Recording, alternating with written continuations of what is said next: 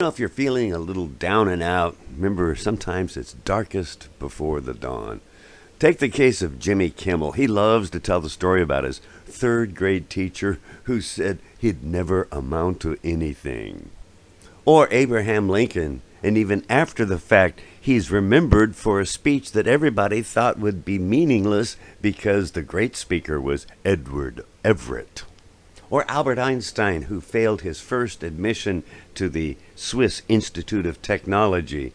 And of course, even he was the first to note that he made a number of mistakes.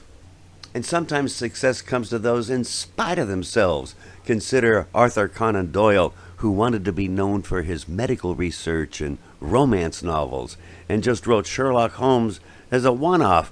Folks, he hated it so much he actually tried to kill off Sherlock Holmes. Then there's Walt Disney. He was told he lacked, get this, imagination. And there's a lot of well-known people who've succeeded in spite of first rejections.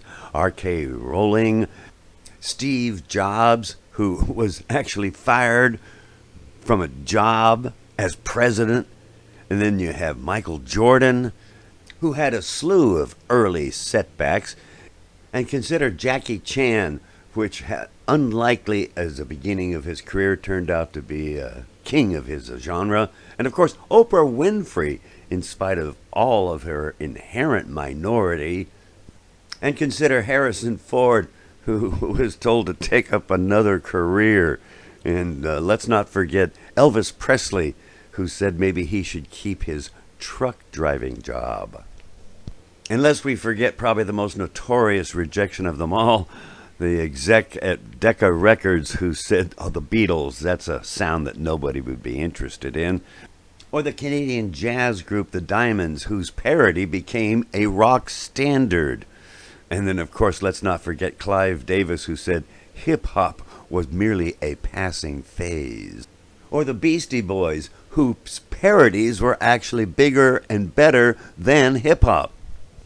And lest we forget Scott Adams of Dubert fame, who was told he needed to learn how to draw, which was likewise the admonition to the artist for the Powerpuff Girls.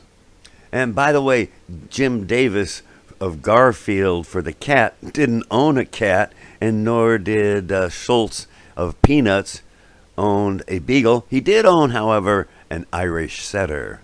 So while things may get you down, maybe it's actually the thing that spurs you on to finally really succeed.